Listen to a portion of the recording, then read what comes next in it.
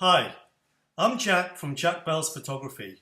I recently flooded my housing and killed my Nikon D7200 and 60mm macro lens. Before replacing these items, I decided to look at what is currently available in the marketplace. So today, I'm going to be talking about what I'm looking for, and in particular, the usability, size, and cost comparison between two market leaders, the Sony A7 Mark III and Fujifilm X-H1. I'll also summarize my thoughts.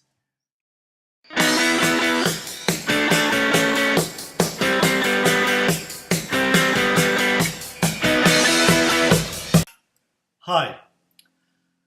Fujifilm and Sony are probably the two most innovative camera companies, certainly over the last few years, and they've both launched new models. The X-H1 from Fujifilm and Sony's A7 Mark III. Now, one's APSC, one's full frame, but actually I think they both occupy a similar position in the marketplace. So I'm going to do a real-world bias comparison between these two models. First of all, let me start off with what I'm looking for. I mainly do underwater photography, but I also enjoy landscape, street, travel, and occasionally even get invited to shoot people at small events. For me, the most important element isn't the camera itself, it's the photographer. The photographer is in charge of composition, framing, use of light, telling a story, and so on, and not the camera. The camera is a tool to help the photographer achieve all of this and be able to focus on the artistic element, the creative element of the photography, rather than think about all of the functionality of the cameras. So what are my main requirements? First of all, I want a small and lightweight camera. That's important for underwater photography because you end up with a housing and a load of extra gear, and sometimes you have to carry this a long way. I want good quality lenses. In particular, I need a macro and wide angle lens, but I also need other lenses. I like to shoot primes primarily. I'm interested in ergonomics. As I said, the photographer is the most important element. That means the ergonomics of the camera are perhaps the most important feature and function, a feature and quality. So I won't be looking at specification. There are plenty of review sites that will do that for you. For me, it's more important how the key features can be easily accessed and when required during shooting. Also important is low light performance. It actually can be quite dark underwater sometimes, so it's good to have low noise for those black backgrounds for macro shots. IBIS could also be useful to provide steadier shots under these conditions, and good focusing is very important, and moreover being able to move that focus point easily and quickly to where it's required. Sometimes I place the camera in awkward positions to see, so what I want is a screen and viewfinder to have an equal performance, which is one of the reasons why I'm thinking about going away from DSLRs. And also, I need good battery life. Battery life is very important because if I'm shooting underwater for 3 dives, then I don't want to change the battery unless I really have to. So let me talk about some general considerations. So full frame bodies and lenses are generally bigger and heavier, aren't they? Sony lenses are expensive and not sure if I really need full frame. I've been using APS-C up till now and the quality's been perfectly good for my requirements. So let me do the comparison now. First of all, the two cameras share have quite a lot in common. Both of them have excellent functionality. They're great cameras, aren't they? They both offer plenty of customization, so however I want to set up the camera, there are plenty of buttons there so I can access key functionality quickly. They're also the latest models. Sony has a new sensor and Fujifilm's is a little bit older, but both are high quality sensors. So what about the A7 Mark III? Well, on the plus side, it's a full frame camera with excellent image quality. The lens lineup is excellent. It's improved over recent times, and there's quite a good lineup of lenses at different price points. Maybe not quite like Nikon and Canon, but it's a lot better than it used to be. The ergonomics are good. It's easy to change the main functions of shutter speed, aperture, and ISO. And there's also a dial for exposure compensation. The battery life is also good. That was one of the problems with the previous model, and that's been corrected. And that should easily be good enough for a day shooting underwater. What about the negative aspects? Well, the system's expensive. And I don't just mean about the body and one or two lenses like the kit lens. I'm going to go into this in more detail, but actually investing in quite a few high quality lenses is expensive. The G Master lenses in particular. Whilst the A7 Mark III is smaller than an equivalent full-frame DSLR, it's bigger than other mirrorless systems. So that's another aspect I'm going to focus in on.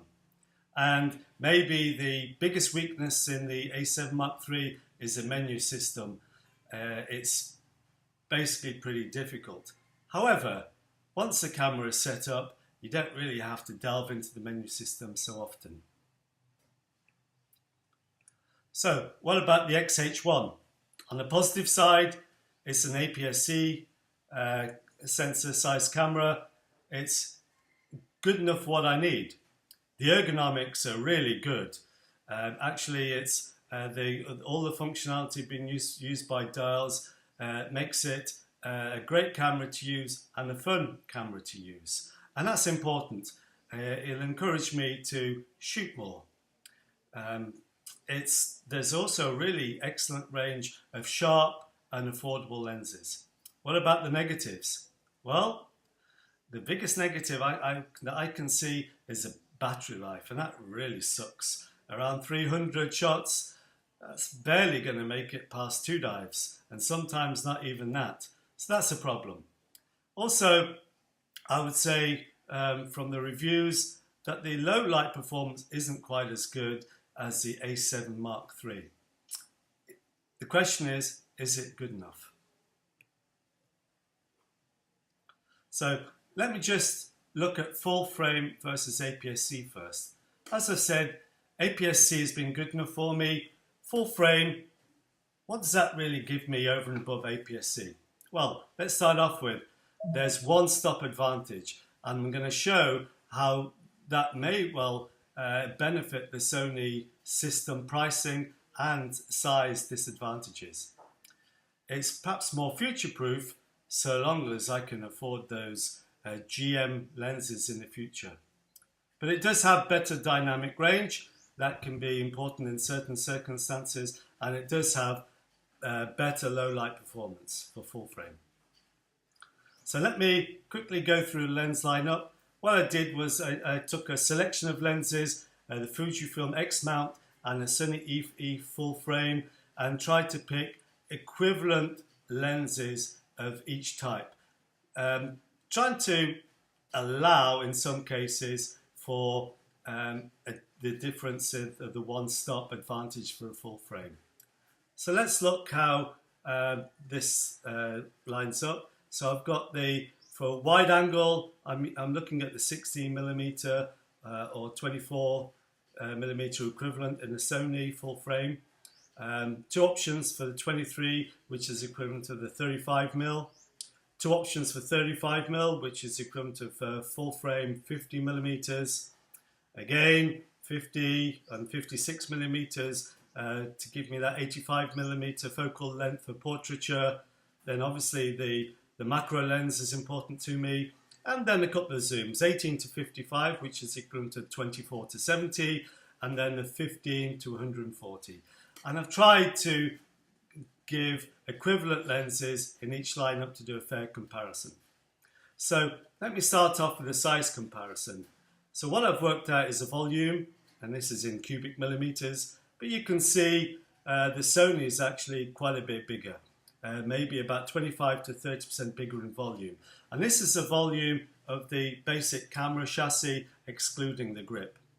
Then I've compared the lens lineup and worked out the distance from the back of the camera to the front of the lens. That's so the body plus the lens length. And you can see in the various lenses, starting off at the wide angle, there's maybe 1.5 centimeters difference in total length, and this generally increases to about 4 to 5 centimeters. I've included the extended length for the two Fuji zoom lenses, but you can see once I add in the extra quality lenses, the higher quality Zeiss lenses, they can actually be much longer, and in some cases almost double the length of the Fuji equivalent. What about weight? Well, weight, actually, surprisingly enough, the Fuji X-H1 is a fraction heavier than the A7 Mark III, and that's including batteries and memory cards. For the lenses, it's not, the Sony lenses aren't automatically heavier than the Fuji lenses, certainly not at low quality, although when you start to take the higher quality Zeiss lenses, these can be considerably heavier.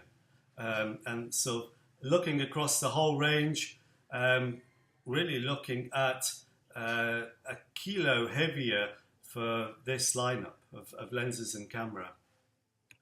In terms of cost, what I've done is I've looked at the actual cost of acquiring both these cameras and lenses locally. I currently live in Southeast Asia, and these are the prices I have to use, but I've used the dollars, so perhaps easier for some of you to understand the comparison.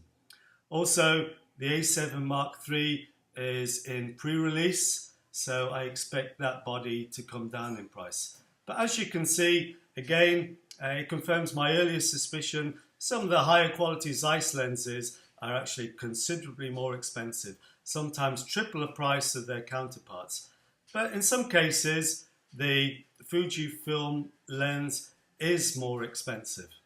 So that's something to consider. So what about a real world comparison? Because you can take advantage of the one-stop improvement of performance of the full frame versus the APS-C. And perhaps this is more likely what I would purchase, or at least aim to purchase eventually. So what I've done is I've changed some of these lenses because Sony benefits from having a larger collection of lenses in their lineup. So for instance, you can use the 28mm f2 instead of the 35mm f1.8, and then use it in conjunction with a wide angle converter, and that will give a 21mm equivalent focal length at f2.8. It's not quite the same quality as the 16mm f1.4 from Fuji, but actually a pretty good option, and the 28 a very good option really, and perhaps comparable in performance to the 23mm f1.4. I've gone for the 50mm and 85mm f1.8 Sony lenses. Both are sharp, both are high quality, and perhaps a good match for their Fuji equivalents. Likewise, the macro, there's no difference in quality there. Maybe the 18 to 55 Fujifilm zoom lens is a slightly higher quality, but I don't really use the zoom lens. This is just for convenience at low-key events and really when I'm traveling. So looking at this, now the size comparison is a lot closer.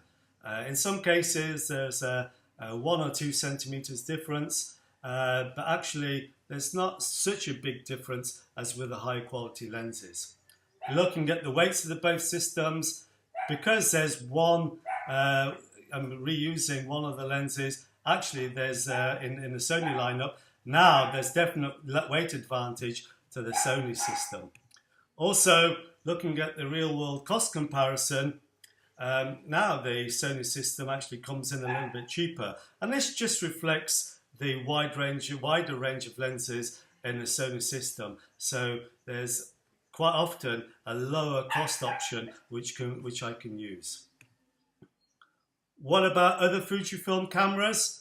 Well, if you compare the X-H1 to the X-T2 and the X-T20, the X-T2 is maybe 20% smaller by volume than the X-H1. The X-T20 is a lot. It's getting on for 40-45% smaller. The depth, there's not a lot of difference, less than a centimetre's difference between the X-T20 and the X-H1, with the X-T2 being somewhere in between the two. Weight-wise, quite a big advantage for the X-T20, getting on for 40% lighter than the X-H1, and the X-T2 is around about 25% lighter. And cost, again, that's another huge advantage for the X-T20. It's half the price of the X-H1 with perhaps the same image quality. So the ergonomics are slightly different, but there are some great YouTube videos on how to customize the X-T20 to make it really, really fun and really good to use. So what my feelings, really, what's more my final thoughts? Both cameras are actually awesome, and I don't think you can go really wrong with either system. For the advantages for the X-H1, the ergonomics are great and it's fun to use. It's actually smaller and lighter than the Sony. It's a shame that there's no housing for the X-T20, because I would strongly consider that one for use certainly underwater. What about the A7iii? Well, I think it's got slightly better performance with more long potential for growth. However, I'm not sure that I would pay all the money for those G Master lenses. So how much real longer term potential growth is there? Also, the real world option really opened my eyes to the possibilities that, yes, the A7 Mark III and the real world selection of lenses still are bigger, but actually not heavier. No more are they heavier, and not necessarily more expensive either. So that makes the Sony A7 Mark III a real contender for me.